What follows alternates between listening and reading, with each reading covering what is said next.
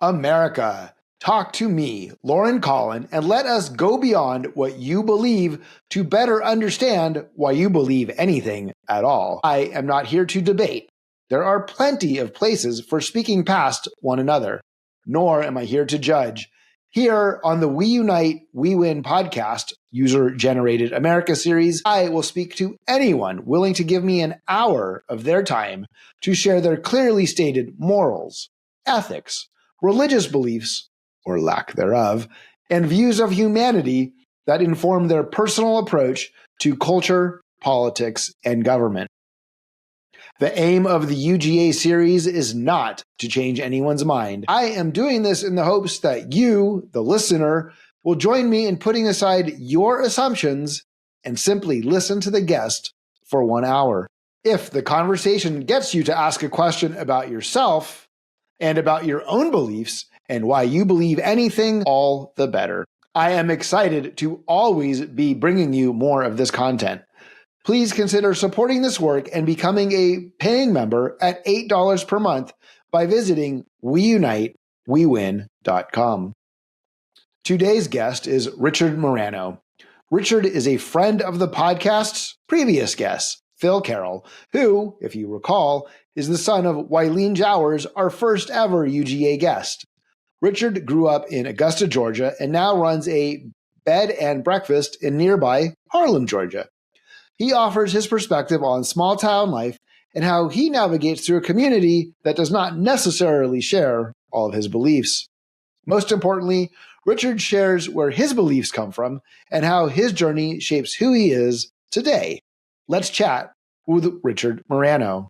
I am joined on the We Unite, We Win podcast, user-generated America series by Richard Marano. Richard is joining from the suburbs of Augusta, Georgia. This will make 3 out of 4 podcasts that have started with Augusta, Georgia, beginning with Wileen Jowers. Many of you recall that last we spoke to Philip Carroll, who was Wileen's son, and we connected after Wileen passed away at the beginning of the year, and they reached out because they heard the podcast. And then at the end of talking with Phil, he asked the question of me that I was going to ask of him. Phil, who do you know that would be willing to come on and talk and continue the conversation? He said, yeah, my neighbor, Richard. Richard, Welcome to the podcast. Thank you for having me. Give us your brief biography. Like, where do you live? I live in a small town called Harlem. It's about 15 miles outside of Augusta, just off of I-20. Better known for the birthplace of Oliver Hardy, of all things. We actually have a festival here once a year. About 30,000 people will cram into this tiny town. It's an experience. But I lived here for almost 12 years now, born and raised in Augusta. I've been outside of the country a few times, but only as far north as Canada.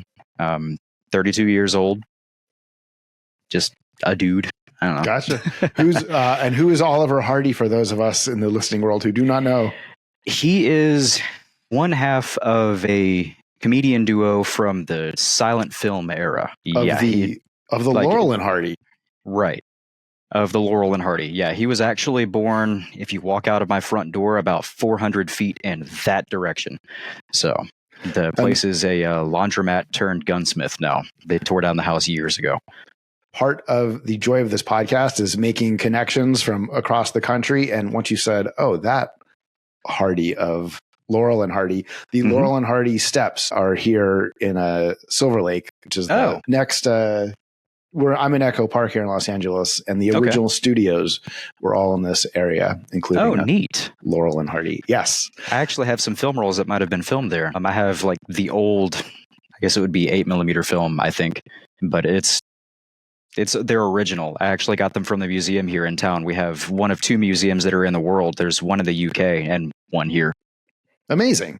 Yeah. This is really kind of focus on the things of what you believe and why you believe them. I kind of start out with a general philosophical question, which is, do you think about pursuing and maximizing your happiness? Is that something that you think about daily? Not much at all? I guess I try to stay content. I don't know. Like I said before we started, I kind of thrive in a stressful situation. So if I'm not panicking a little bit, I'm not being productive, especially with the business that I'm in. I mean, even today, We had an issue where I had to go out and then stop working and then babysit some workers outside because we had it wasn't a plumbing issue, but someone had driven over one of our pipes and I had to go watch them work because with the health inspector and all that, we have to make sure everything is good. A little panic there. Plus, we had a house full of guests. I run a bed and breakfast. I had 7 people that were waiting for a water to be turned back on. Like I said, if I'm not panicking a little bit, I'm not actually happy. I guess I'm always a little bit right here instead of calm and collected. So I would rather stay content than happy. It's something that you feel that you are working on a daily basis. Oh, constantly. Yeah. I do value my free time. Like here in my office, it's basically my personality wrapped up into one room. I have my musical equipment behind me. I play guitar, piano, all of that. I recondition antique firearms for people if they want me to do it. I think I've got maybe 2 or 3 under my desk that are still ready to go. I don't know. I guess this is my happy space. In that sort of ethical framework of your happiness and where it might come from, do you have a moral philosophy that comes from like more of an ethical system or from a religious system or a combination of the two? I wouldn't say I'm overly religious. I think I've attended maybe 4 church services my entire life, and they were all at the behest of other family members. I guess I would see it more as an obligation to help people around me. Like I said, it's a small community that I live in, and almost all of them are geriatric. My neighbor is 72 years old, and the other day I had to go help him hang some ceiling fans because I'm not going to let someone that old get on a 12-foot ladder. Doing things for other people like that, yeah, that makes me happy. How big is Harlem? Ooh, 10.5 square miles, I think, maybe 4,000 people. Of those 4,000 people at the ripe old age, I think you said of 32? Almost all of them, yeah. You assume Augusta's bigger than Harlem. A little bigger. I wouldn't necessarily call it a city. It's nothing like Atlanta or Los Angeles. Not even close. Is there still a cultural thing for you to adjust, or it just feels like you've gone sort of outside of Augusta? Yeah. I mean, if you drive through, it just looks the same. It's a bunch of old houses. It's a bedroom community, so there's not really any businesses here aside from the occasional boutique or the restaurants. If you go into Augusta itself, it's just a town. There's no high-rise buildings. Most of it's kind of dilapidated because it's the hood is what it is. We avoid that place. It's bad. Other than Augusta National come Master Time, which is not this week. Yeah, that's next week. Next week. Actually, that's another thing of the stress with the bed and breakfast I run. Oh, man. I am very close to the course. I am booked solid, and I have people coming as far away from Australia. They will book us last year, and I have to make sure that all of their itineraries match up with mine. And, man, well, Masters Week's not fun for anyone who doesn't like golf. I will be enjoying it here on the television. No, I don't even watch it. I want to get out of town so bad. You've only been to church a few times, so were you not raised in a religious family, or you were related? Okay. Did that family stand out in Augusta? No, not really. The community that I grew up in, it was mainly, well, I guess before I moved out of there, from the time that I was born to the time that I was 10, I lived just off of Gordon Highway in this neighborhood called Southgate, which is, if you go there now, it's not a place you really want to be caught outside at night. But, 30 years ago, it was okay. It was a small-knit community. It was a lot of lower-income families, mostly black families. Like the elementary school that I went to, I was probably one of 3 white kids, my brother included. The other one, her name was Elizabeth Ahern. She lived about 2 houses down from me. But as far as I know of, they weren't overly religious either. I mean, there are a ton of Southern Baptist churches around, but I don't know. My grandfather was Lutheran, but he was also in the army for most of his life, so they didn't really have a chance to go around and do the whole church thing. My dad never caught on to it. Actually, Phil mentioned that in his interview with you when he said that his neighbor who lived next to him, who wasn't overly religious, that's my dad. My mother, I haven't seen her very much in the last 20 years. She moved up to Canada, so I don't know. She might be. Understood. It's just something I don't have a whole lot of time for. That journey to sort of your moral philosophy, then, is it just something that you feel is inside you and you've come through it through your own thinking, or have you read types of philosophy like utilitarianism or stoicism or kind of readings over your life? Or again, most of the stuff that I read, it's history. Like right now I'm working through Tacitus's Annals, which is, it's a slog if you've never read it. I don't recommend it for the faint of heart. It's tomes of knowledge, but it's all it's just the minutia of Roman history circa 60. But no, most of the stuff that I've read it's history based. I guess the way I look at life, it's all based off of an ingrained work ethic. Most of the people that I've worked for, they've been kind of hardline. You're going to do this the way I do it, and you're going to do it now. And that's formed me. That, and if I don't do it, no one else is going to do it. So, well, so as you read Tacitus, who, like you said, is 60 AD, that period of the Roman Empire, their morals are, power. Oh, absolutely. Greed, maybe some wisdom still thrown in there. So yeah, I guess most of it centers around the reign of Caligula. Yeah, all the way from Augustus Caesar up to Caligula. And the whole time he's just like, everyone is corrupt. We're burning people at the stake. We're throwing them off of cliffs for not thinking the way we do. And I'm like, maybe there's a reason why they declined over the next 400 years. Does that resonate with or connect to anything happening in America right now with how you see things in America? I'd say there's probably a political witch hunt going on both sides. I try not to watch the news just because most of it is just people screaming into a microphone, fear mongering, or, my guy is right, that guy is wrong. No, you're right. They're just arguing to argue, I think. Right. So it feels like what's on the television or media anywhere, I guess, right, is politics as entertainment. Is that right? It's all like sensational at this point. Journalism's not really what it used to be. How in this world do you find that you can navigate to some sort of truths in the political world and even beyond? There are a few people that I know that I trust. Most of them are local politicians. I'm decent friends with the DA in my county. The mayor she's my neighbor. People that I trust, I'll listen to, but I don't like watching Fox or CNN because, like I said, they're just, I don't want to say they're paid to say what they say, but they're going to pick a side whether or not. The same thing with Newsmax. All of it's biased, and I would rather get it from someone that I trust than listen to someone on a network television. Do you also go to places like Instagram or TikTok, making an assumption based on your age? No, I actually have zero social media presence. This is probably the first time my face has been on the internet ever. Wow. I don't do any of that. Yeah, even back whenever MySpace was a thing when I was in middle school, I never did any of that. As you're reading Tacitus, and they have sort of what Tacitus is describing as a historian and someone who's living there, what he's seeing in his society. Are there virtues that you think about for yourself, whether like wisdom, justice, courage, temperance, benevolence, honesty, others? Yeah. Like, tell me one or two, and I guess kind of how what that reflection is for you. Altruism. I do like it whenever people help each other selflessly without, there's no like, oh, you scratch my back, I'll scratch yours. I'll do whatever someone wants them to do as long as they're a nice person. Like, it doesn't bother me. Even if it leads to a financial loss, I don't care about that. I do value honesty very highly. When someone lies to me, that's probably one of the one things that I do find offensive. I would say the one thing that resonates with me the most is if you look back through history, you always see that there are people willing to help. There's always someone looking to gain from it, but there's always people there who aren't doing it for just themselves. They're not being selfish about it.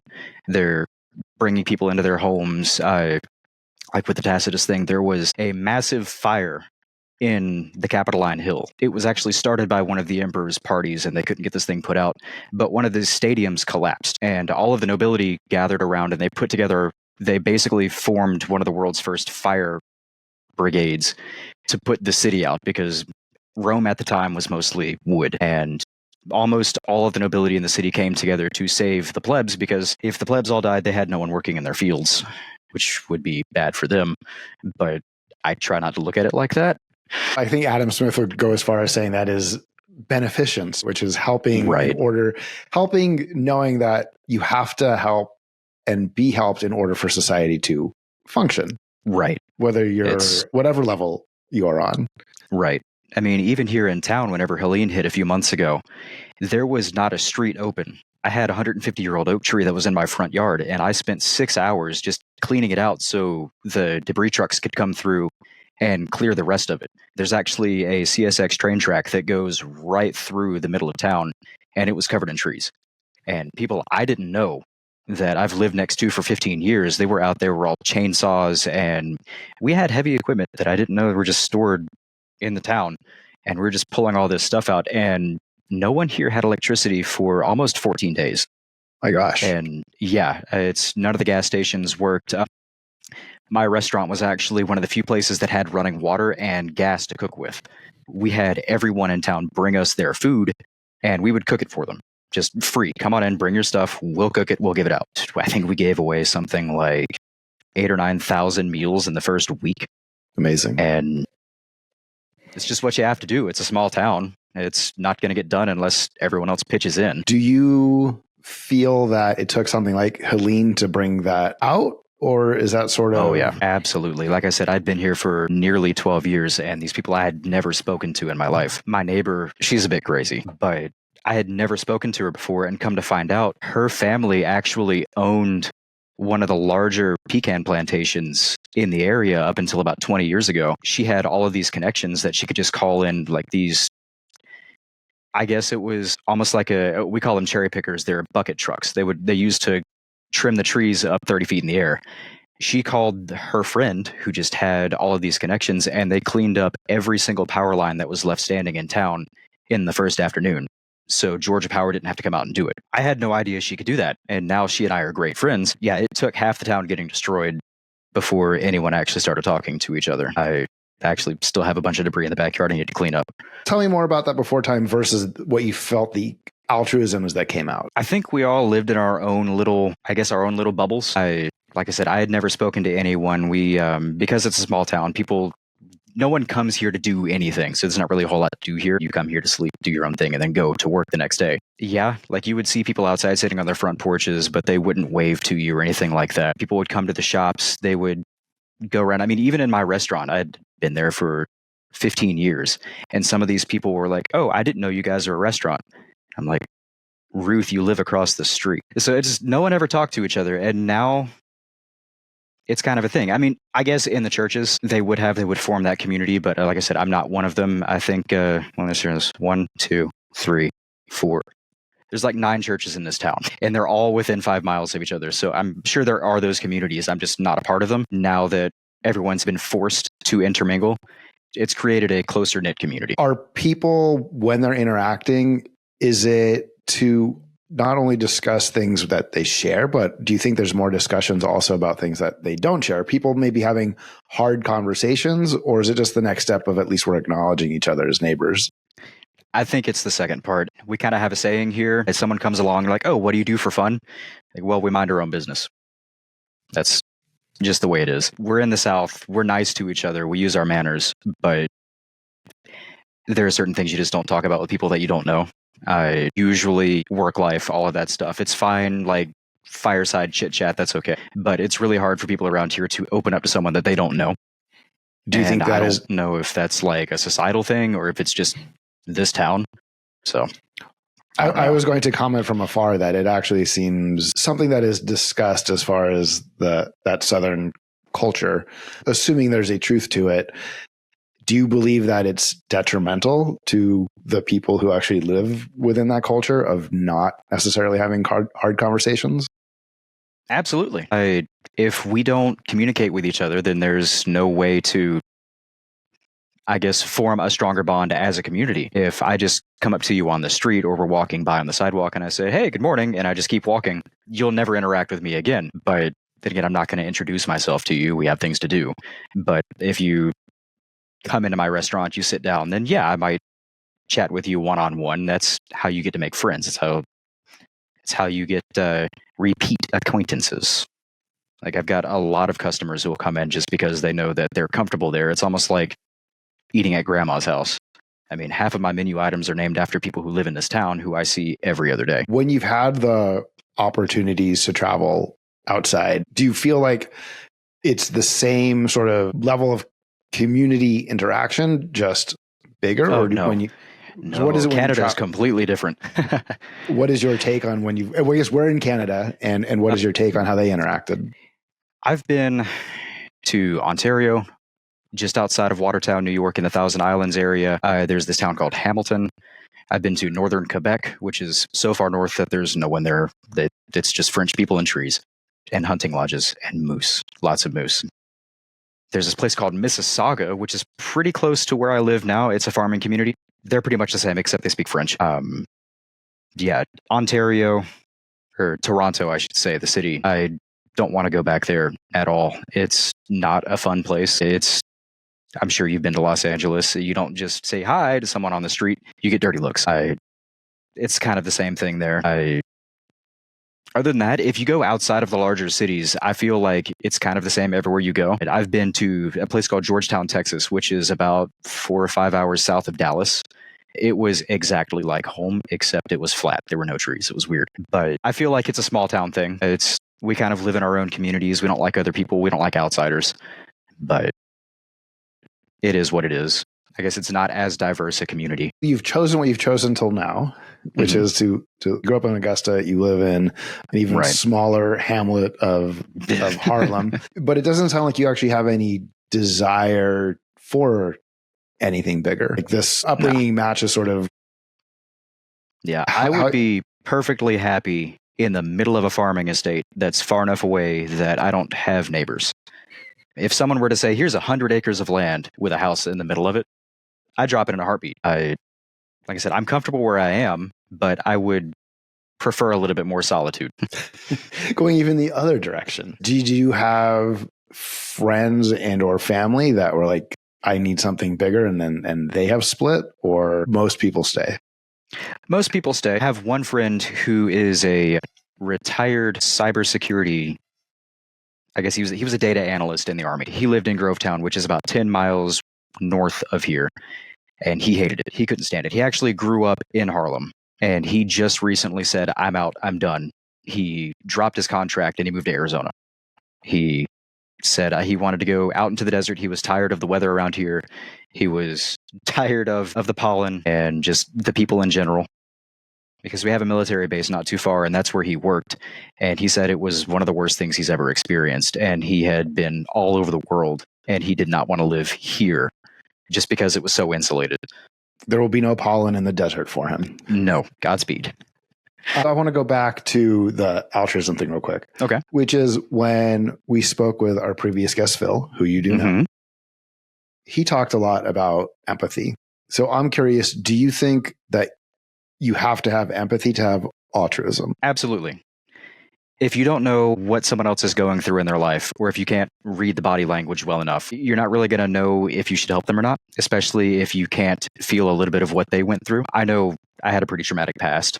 That's probably why I like helping people now. But he was right. If you don't know, or if you've never walked in someone else's shoes, it's kind of hard to step in and help them. Do you think that the people in the small town are naturally empathetic to one another? Do you feel like there's a lack of empathy, or do you think it's the same as you would find anywhere? I would say they're a little bit more empathetic, because when you get a smaller community like this, everyone has about the same, I guess, range of income. We're all going through the same things.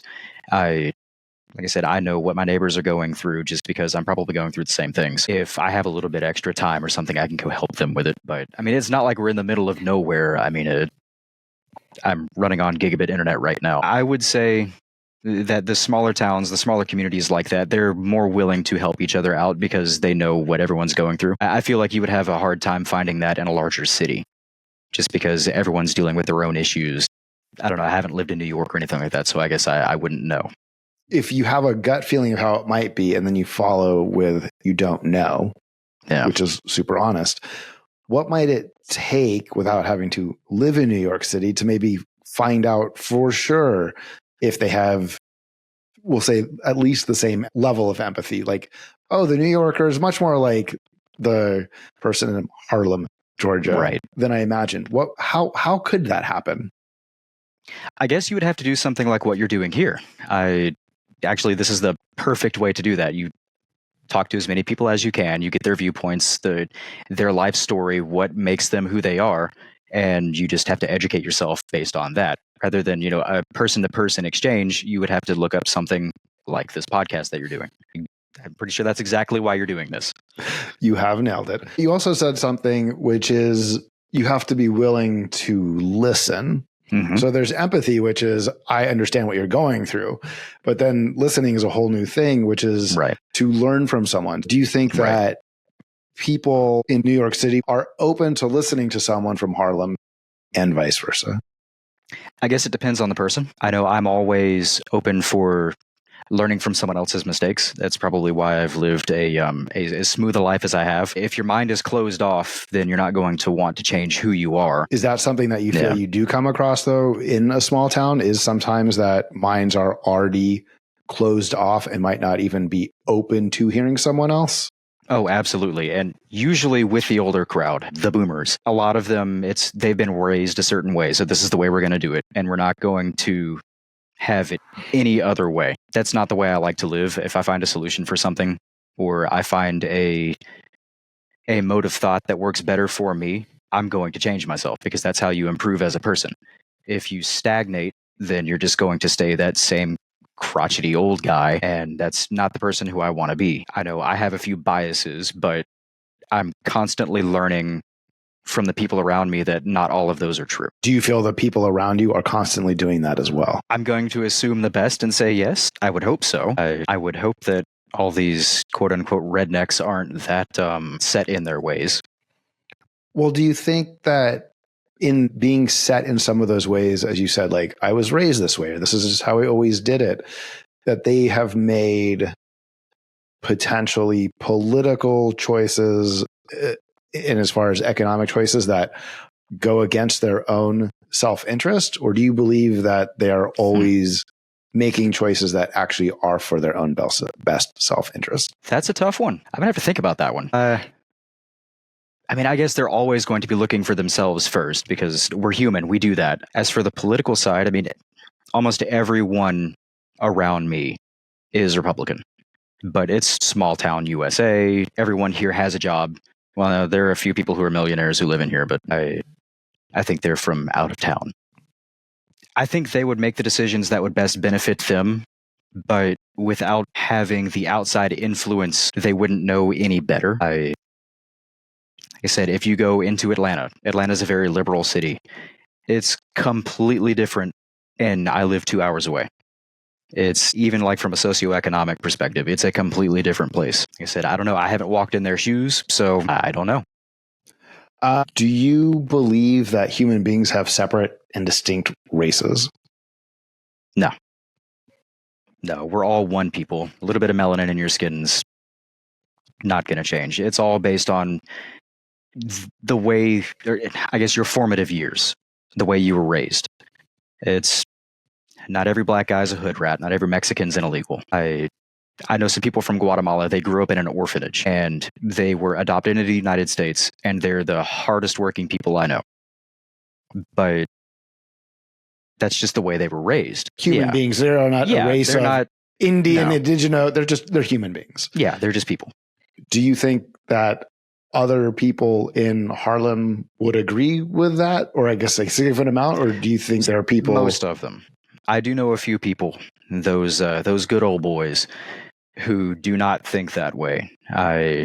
They're not walking around in a Klan hat, but they're definitely going to not frequent certain areas around here. We actually, and this is going to sound super racist, outside of town, there is this street that goes, and it's a lot of low-income housing. It was actually not Section 8, but they were like shotgun houses that were built in the 50s.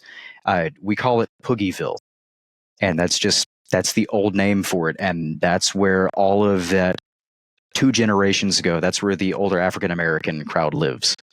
And that name's just stuck. And I don't know if the people my age are going to keep calling it that or not, but every adult, well, I say every adult like I'm not 32, everyone that's of that age group, the 50 to 60 up into the 80s, they all call it that. I do think that they do harbor a bit of a bias, but they grew up in the 60s whenever the whole, what would you call that? The social reforms that were happening, the whole Martin Luther King thing, they grew up in that. And here in Augusta, it was not a fun time to be a black dude in the 50s. That's just maybe when that generation is gone, maybe it'll change. I don't know. Like I said, those ingrained traditions, they're not going to go away. So we're not only talking 70 years removed, 60 years removed Right. from civil rights. You have a Right. different perspective. You are, we'll still say on the younger side of adult. Yeah. You feel a lot of your peers have made that transition, or Oh, absolutely. Yeah, no one that I know, at least in my friend group that I know, they don't act like that. They don't act like that towards gay dudes. It's just, we don't care. We don't do that. It's just, oh, okay, you're a person. I might berate someone for their opinions, but that's the price of being a friend with someone. Understanding that there's an argument for the older people are set in their ways. Are there Right. discussions that younger people have with the older people that say, maybe you can move beyond your ways? Or is that just pointless at a certain time? I think that's probably not going to happen here in the South. We do defer to the older crowd. Like, we use our yes ma'ams and no ma'ams, or yes sir, that kind of thing. Generally, the word of your parent is law, and the word of your grandparent is even more law. Like, you don't go against what grandma says. She's in charge. If you say something like that to someone of the older crowd, especially my grandfather, you don't want to tell him that you're wrong or that he's wrong, because you might get disowned from the family. Who knows? You're going to get ostracized for that. It's not necessarily wrong think, but we just defer to the older people. There's a line between grandpa, you are wrong, Right. and grandpa, I believe, not what you Right. believe. If you tell grandpa what you believe, you're fine. He'll hear you out, or Hopefully. so even saying necessarily what you said here, humans are humans, grandpa might say like, oh yeah. If I went to my grandfather, who's passed away now for 6 years, if I told him that I voted Democrat, he would probably beat me with a stick. But that's just the way he was. I mean, he was just that guy. you said your grandfather was that guy, but it's also fair to say that there are a lot of other guys like your grandfather. Oh, absolutely. Around. Yeah, there's a gentleman that I work with. He's 72 years old, Vietnam vet. He's one of those, he follows that Trump cult of personality where he's on board with all of that. And I do not envy the next person who gets into a political argument with him, because he's not going to stop. It's just the kind of the way he is. He's kind of that way with any kind of moral philosophy as well. It's either his way or it's not going to happen. Do you believe that this will change over time in the South with your generation? Or do you think it's sort of just I can kind of speak as an older person, as a Gen X, that I would say I'm hyper disappointed in my generation, that, lots of promise and the slackers turned out to be a lot, like you said, like their parents when it comes to cultural views and stuff like that and political views.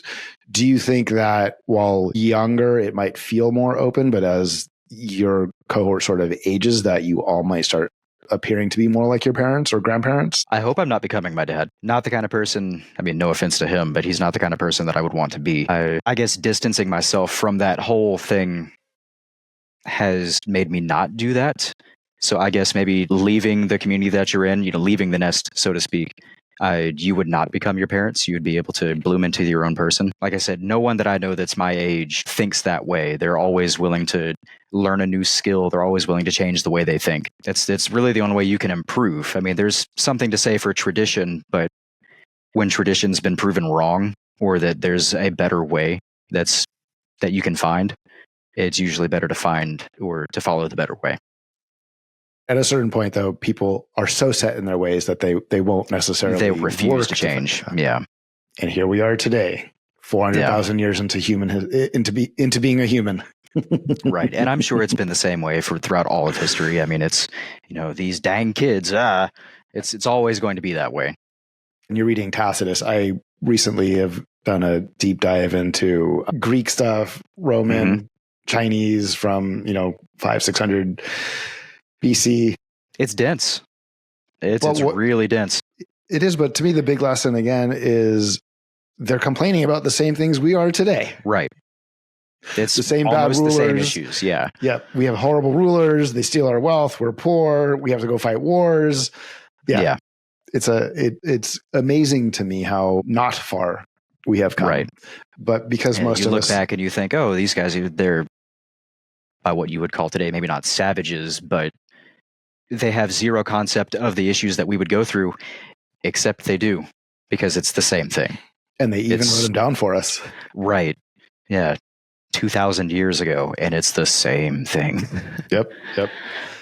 As you're living your life, entrepreneur, young person in your town, wanting to be on his own, but also seeking connection.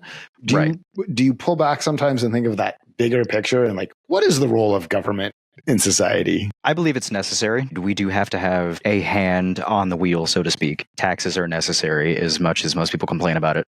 We have to have some way for the roads and all that stuff to get fixed. We have to have a defense budget, again, as much as people are going to complain about it. But I don't believe that the government is as necessary as it thinks it is.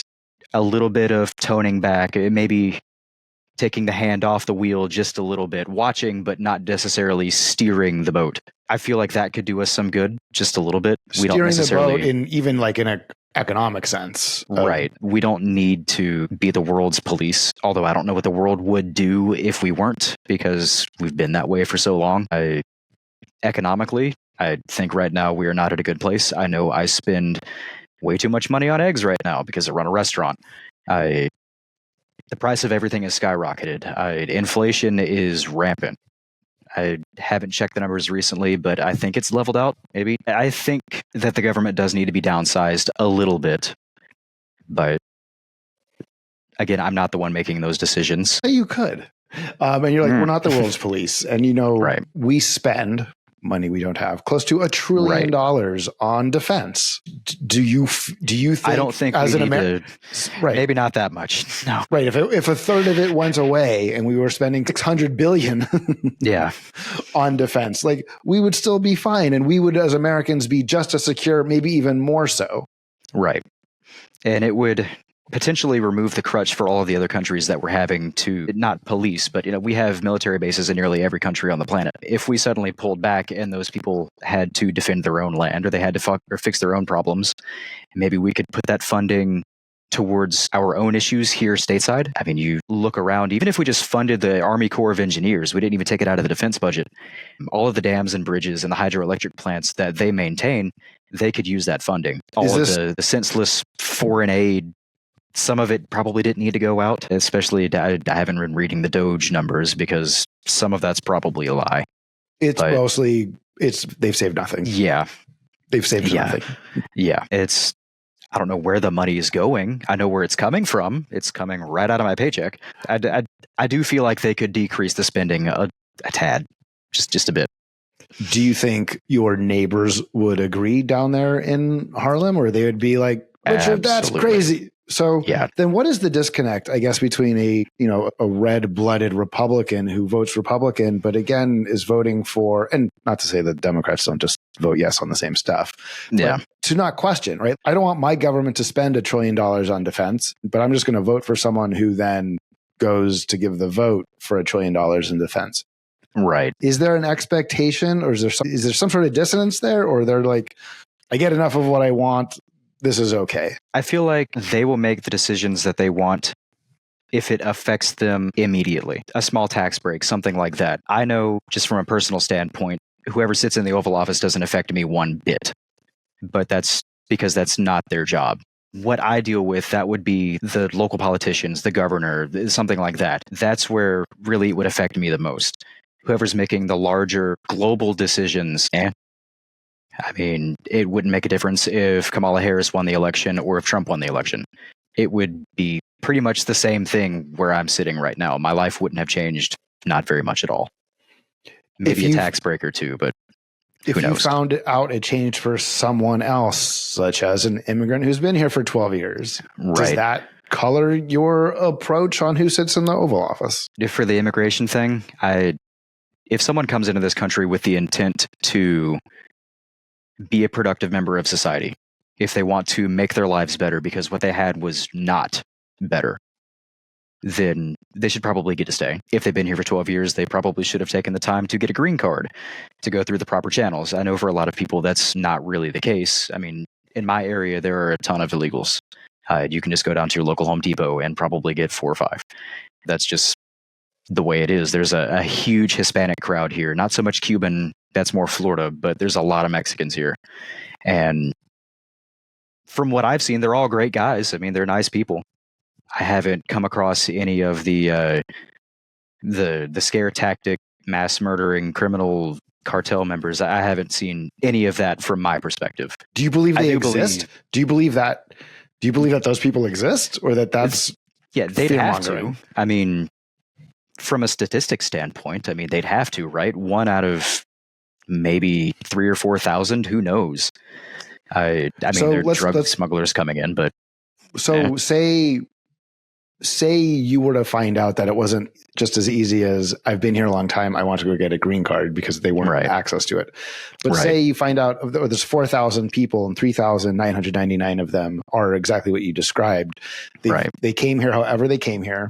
They've never had an issue with the law where they came from. They've never had an issue with the law here. They've only been productive residents, as it were. But that one guy was a criminal where he came from, or was a criminal here.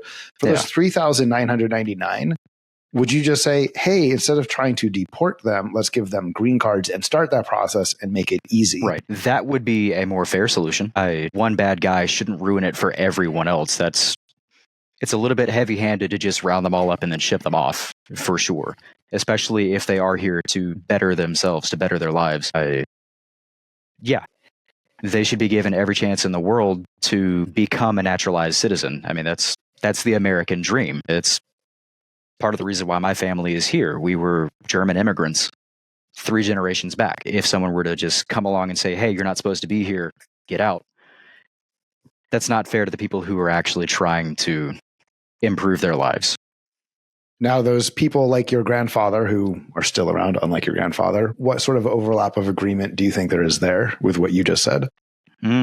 Probably not much. Not around here. Like I said, there are a lot of people who are set in their ways. They wouldn't mind hiring them for a day job, but they're definitely not going to not turn them into ice should they come knocking. I'm fairly certain. How come people don't feel bad about that then? Right? Like I personally couldn't imagine hiring someone, bring them into my house, and then saying, "Oh, you don't have the right papers. Oh yeah, this guy needs to get out." Yeah. So how do you feel your neighbors then? How do they process that to be okay with it? I don't know. I don't think that way. Like I said, maybe not spite. Yeah, I don't know. It's hard to think like that. It's hard to just look someone in the eye and say, "You don't belong here. Get out." That's not cool. We discussed earlier the not necessarily wanting to have the hard conversations. And obviously this is going to be on the World Wide Webs for the whole world to hear your thoughts. But this isn't necessarily a conversation you would ever sit down with and have with someone in your town. No, not someone that's not out of my close circle of friends. Just because the neighbors talk, you don't want to be known as that filthy liberal over there. And I don't even consider myself a liberal, but I definitely don't want to be stigmatized whenever I have to maintain a little bit of a face, a lot of the things that I think I wouldn't walk up to some random guy that I don't know and just say, hey, you should do this, or you should think this way. It's probably a bad idea. At least here. Like I said, I don't know if it's any different out there on the West Coast. We'll get you out here, Richard, to Los Angeles, and we'll show you how amazing it is. There are a few museums I wouldn't mind seeing. It's a pretty great town. Yeah. Which museums are you interested in? I like a lot of natural history stuff. Like a lot of that. A lot of the archaeological findings. Actually wouldn't mind just driving all the way across the country out there just to see everything along the way. Just to get a change of scenery. I mean, I don't know if you've seen what Georgia looks like. It's just trees. I've only been to Atlanta and the burbs of Atlanta. Yeah. Yeah. I had some family who used to live in Marietta. And it's pretty much the same thing. But yeah, if you drive just 2 hours further east, it's just trees. That's it. It's just trees and rednecks. Yeah. Los Angeles Natural History Museum is a really spectacular museum. And its sister La Brea Tar Pits, which they run, is really awesome. Yeah. So all the dinosaurs. Love that stuff. Hopefully one day you'll make it out here for that. You are I believe the term would be a small business owner, an entrepreneur. Yes. Do you believe that the economic system that we have right now is fair for you and works for you? I mean, the taxes are fair. I'm the only hotel and motel in my town, so I'm the only one paying hotel motel tax, which is fun. But other than that, we've been in business for 15 years now through many different presidencies, many different governors. Haven't really noticed a difference. On a grand scale, 2008 was awful. Just that out there, that was bad. Same thing, the beginning of COVID, we actually got busier because we weren't doing dine-in anymore. We couldn't. The governor said, no more dine-in restaurants ever. So we did nothing but go orders, all the carry-out stuff, and we actually got busier. I actually got a thing in the mail just a few days ago. We had some employee retention credit that I didn't know was a thing. We just got a check in the mail, and I was like, what's this for? And it's because I didn't fire anyone. I told my guys, I was like, look, you can come to work, but you're going to be sweeping floors because that's about all you're going to be doing. That's what we did. We weren't allowed to have anyone in the B&B because it was technically a hotel. Those were all closed down. So, I mean, it hasn't affected me that much. I'm sure if I were doing some out-of-state trading or if I was shipping or anything like that, then that would be a little bit more annoying to deal with. But no, small business, it's a restaurant. It's hard to get food now. Back to the ethics where we started. Mhm. Do you believe that greed is good? To a certain point. Because you have to want to be able to take something from someone if you want to be successful in a business. I mean, you can't give anything away for free. From a personal standpoint, no, that never works out the way you want it to. The moment someone finds out that you're either taking more than your share or you're hurting them, then you're going to lose a friend. That never works. You're going to burn that bridge, and it's easier just to stay on the level. If you're given an inch, you take an inch. You don't want to take a mile. And that's really the way I've lived. It's worked out mostly. Well, on that sort of line then, do you think billionaires and centimillionaires, those who have $100 million or more wealth, do you think they earn all of that wealth? No. You don't gain that much money without doing something sketchy. There's always some backhanded book deal or some insider trading or anything like that. It's to Elon Musk, he's what? He's the richest person in the world right now, but there's something there. There's no way. You can't legislate out greed because it's human. It's human nature. And why? And again, it would be insane to even try. But then on someone like an Elon or these ultra wealthy, would you then be in favor of taxing their unearned excessive wealth, however they got it? Like, who cares how you got it? We know you have it, so we're just going to tax it and return it back to the people from whom you stole it. I feel like the difficult part would be proving that they had that, especially if there's no record of it. I think back on the Elon Musk thing, he says that all of his wealth is in stocks. You can't really tax that. I mean, I guess you could do like capital gains or something, but yeah, it's the hard part would be justifying taking that money if you can't prove that they made it, What about just taxing every dollar of wealth the same so that the wages that you pay your waiter or waitress and the tax that you pay at the end of whatever you've actually made from your small business. Right. And he pays the same tax on every dollar, regardless if it came from capital gains or royalties, or say he passes away and it goes to Vivian. Right. At that point, if that will get taxed, though. There is an inheritance tax. There is for now. The Republicans are working hard to get rid of it by September. Did not know that. If all of that wealth that he has was simply taxed the same way you were taxed, you would find it to be a fair It would be system. Fair. Absolutely. Do you believe that here is alignment with people in Harlem, or do you think that there are people in Harlem who would say, no, Elon's earned every single penny of it and it's his and he should get to keep it, and if he makes even more, good for him? I'm sure there are a few people who go, okay, well, good for him. He's the richest man in the world. He earned it. Even though he probably didn't, then he should be entitled to that. I do feel like if you have that much wealth, then you should probably be putting it towards a little bit of philanthropy. And if you're not, then it needs to be maybe not reappropriated, because that's a little communist. I feel like he should be paying much more than he already does.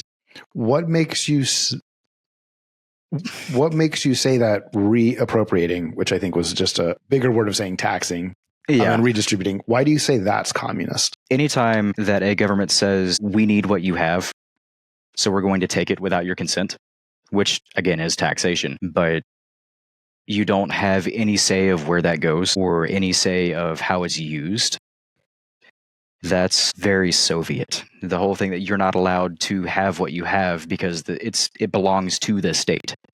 Like, I know right now I pay property tax. It's just the way it is. I probably shouldn't be. That's, yeah. But For yeah. you, communism isn't more of the traditional, call it Sees the means of academic production. Yeah. So, Yeah. but do you think then there's confusion versus communism is what you just said. Communism Right. is central planning. There's no money. There's no states. Right. There's no religion. Versus you're like, but really, I'm just talking about taxation. Do you feel then maybe you've bought into some form of, dare I say, propaganda or Probably. or I mean, teaching? no one's immune to it. So now, kind of as you have a second to think about it, do you still feel like, oh, taxing him is communism when we still all, no one's taking away anyone's right to vote. Right. Right. So is it hyperbole? Is it hyperbole to say communism versus is there something more maybe accurate? Yeah. We do all have a civil duty. I mean, we, it's the meme. We live in a society. That's the price that we pay for having the security that we do here in the United States. It's, if you're a citizen, you have an obligation to pay into the system. That's how we have Social Security. That's how we take care of ourselves. That's, again, the whole defense thing. That's how we pay government grants to fix roads. It's, if no one did any of that, nothing would get done. It's, we all do have an obligation for that. That's for sure. It's like, I'm not going to argue against taxation. If anything, we should probably drop income tax and just make it all sales tax. That way no one can dodge it. I mean, everyone's going to have to buy groceries. You said something on our pathway along this discussion, which is that they should even pay more than their percentage of all of the wealth, which is actually something Adam Smith said in The Wealth of Nations as he was describing what we now call capitalism. He wouldn't call it capitalism, but basically that, as he's describing a system of human beings interacting, each working to do what's best for them, but also understand that they have to make sure that everyone else is allowed to do what is best for their neighbor, right, for them to succeed. Yeah, Adam Smith very famously wrote that we should tax the wealthiest, not just for their share, but for more than their share, which is something that sounded like it actually was inside. Like, you believe that inside. Mostly. It's, if someone has the means to make way more money than I will ever see in multiple lifetimes, and they'll never notice a drop of it gone, then maybe they should be paying a little bit more into the system. Maybe not to go so far as, I think is it Norway? There, if you have a certain amount of wealth, you actually get taxed. I think it's 102% of your wealth per year. You'll actually lose money. I can't remember which country that was, but it was like mass immigration from the country because the wealth tax was just so much and people were going bankrupt just simply living there. I have to look that up wherever that was. I think I saw a thing 2 or 3 weeks ago. I want to say Norway, but can't remember. But what you really nailed is the idea that if someone is not going to miss the money, that it shouldn't. Right. The hoarding becomes an issue for the rest of us. Their hoarding hurts the rest of us. Right. And because there's no reason to stop them. It's just the way money works. Right. And there's no reason that they can't keep getting more. They just can't hoard it all. Right. Yeah. They can't buy a 4th yacht this year. So do you believe that is a national conversation worth having in the hamlets of Harlem, in the, the suburbs of Marietta, in New York City? Is that something that do you think would be a worthwhile national conversation? Absolutely. I also think that those billionaires, the people who have way more money than they should, are going to be the biggest opponents of that. And it's usually the people with that amount of money that's going to get thrown around. It's going to get silenced pretty much immediately. I'm pretty sure an executive at Fox News is not going to want to take a 50% pay cut and have someone on his show talk about that. Probably not going to happen.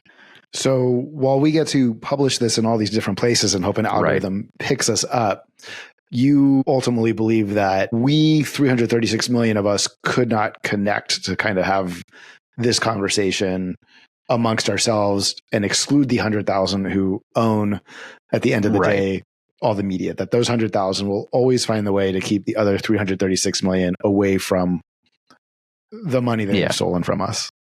Yeah, I'm not going to say they're going to outright censor it, although they have in the past. That's been a thing. But I feel like they're just going to fight it. I mean, there are always going to be lobbyists, and the money has to come from somewhere. Any kind of legislation that would pass that probably won't happen. But do you think your neighbors would agree with you ultimately that? Yeah, absolutely. So this is what, man. So this is where I get confused by Americans and why I'm talking to as many as I can. So if that goes beyond any sort of red or blue issue, then why is it that we talk about all of these other things all day versus probably what's the most important thing, which is taxing the wealthy that we all agree have more money than they have earned, and that is hurting us? Like, why do you think the people of Harlem choose the votes they vote versus finding people or standing up themselves and saying, this isn't right, we should fix this and prioritize this? I think as I know, there is a social divide, and it's usually between party lines. Like I said, I know some people who won't talk to someone who is a Democrat. I know Democrats who won't talk to people who are Republican. They'll just immediately shut them down. And until they can overcome that bias, I don't think there can really be any work done to further the common goal. Unfortunately, that's just the way it's always going to be, because politics divide everything. To challenge yourself, do you think there is a way over the divide, or do you think it is truly hopeless? I guarantee if you lock some people in a room, they're eventually going to start talking to each other. I want to say like force an interaction between the two, because that's not going to work. That's going to end up being a fight. Maybe talk to the individual communities instead of talking to them as a whole, or like, oh, we're reaching out to the Republican Party today to go meet up with a bunch of Democrats and we're going to have a powwow. I feel like you would have to talk to them individually and then feel things out from there, and then start small, build up a friend group or a club or something like that. I don't think you could do it en masse immediately. That's going to end in disaster. The mob mentality is going to kick in immediately. You'd have to start small. You'd have to do exactly what you're doing now and then push this out, like you said, with the algorithm, and hopefully it sticks somewhere. I think that would be the best way to do that. I'm glad you found some hope. If there was one thing you could change today in the United States, culturally, economically, politically, socially, what would you change? What's that one thing you would like to see for all of America? I would try to stop the fear-mongering. Like you mentioned earlier with the news, the sensationalism, that doesn't help anyone. I mean, the moment you turn on the TV, you're going to see some headline, and you're only ever seeing the bad. It's not miracles, but the good things happen all day, every day. And the only thing that we ever hear is how awful it is to be in the United States right now, or to be in the world, really. Maybe stop some of that, maybe tone back a lot of that forced narrative that everything is going to hell in a handbasket, and the only way you can fix that is if you vote for this guy or you vote for that person. That doesn't help anyone. That's amazing, and I love it. Do you think ultimately that the responsibility is on the people who are pushing the fear, or does the responsibility come back to us as individuals to recognize that they're making us fearful and we should stop being fearful? Both. Because the people who are running the networks, the people who are in charge of pushing that narrative, I mean, one, they're being paid to do it, so they're going to do it. But we're all adults, or the vast majority of us are adults. We can all think for ourselves. And it's up to us to look at it and go, I don't agree with that. Maybe I shouldn't be listening to this. Like I said, that's the way I've always lived. If I don't like what I'm listening to, if it's just a bunch of talking heads screaming at each other, I'm going to change the channel. I'm going to go find something to do. Yeah, I think it's both. It's the people pushing the narrative and us. If you could come up with one thing for the 4,000 people in the town of Harlem that you could change for them culturally, politically, socially. Be more open to the newer ideas. It is changing. With the NSA moving into the military base not too far from here, the population in town has exploded. And it's not so much, I mean, the people my age, they're all military families. They've been around. They've done all that. We've built something like 300 or 400 homes in the last few years here in town. So the community is becoming a little bit more diverse. The train of thought is changing. I don't know if they're joining the churches or not, because, like I said, I'm not a member of one.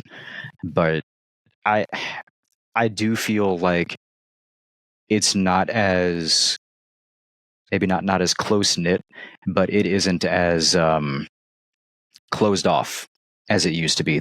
There are more people with a bigger outlook than just Jimbo, who lives behind me. His name is actually Jimbo, who went to high school in town, and he has not left since. I mean, this the only thing he's known is this small town. I don't know if I would trust his opinion on something half the world over my friend who is in the military was in Dubai last month. Something like that. So I feel like that is going to change eventually, but only whenever that last generation starts fading off. And that's just a cultural thing. Like I said, we listen to grandma. My final question for you, Richard, is there one thing that you want in your life that if you could just change today, that would make you happier or more secure or feel more virtuous or comfortable? Yeah. What is there one thing? I am 100% content. Like I said, I have had my life upturned 3 or 4 times in my life, and for the last decade or so, I've been stable. I in a very nice home. In a community that now is close knit. I know everyone around me. I'm financially stable. I'm good. I'm fine. I live a happy life. I have enough time to do what I want and still help run a business. I can come home and do something like this in the middle of the afternoon on a Monday and not have to say, hey, boss, I need to call out. And I just left. Like I just said, peace, going home. And no one said no. Like I'm good. Yeah. I don't know. I'm fine. Maybe more vacation hours, but the last time I went on vacation was 5 years ago, but too much stuff to do. Well, we're going to find when you get that break and get you your vacation to come out here to Los Angeles and check out the I would love that. Natural history even the music here. Scene. I like the music scene over there. I hear is fantastic. It is. Yes. Richard, I appreciate this time and your openness and your going from subject to subject and your honesty with which you spoke and the thoughtfulness with which you spoke. Thank you for joining us here on the podcast. The first, third, and fourth episodes in the User-Generated America series on the We Unite, We Win podcast have been a Southern affair. First, speaking to Wileen Jowers, and then her son, Phil Carroll, from the suburbs of Augusta, Georgia. I am grateful for Phil's friend, Richard Marano, for sharing the morals, ethics, religious beliefs, or lack of, and views on humanity that informs his approach to culture, politics, and government. I am excited to always be bringing you more of this content. Please consider supporting this work and becoming a paying member at $8 per month by visiting weunitewewin.com. Come back for the next episode to find out our next stop in User-Generated America. No fear, only love.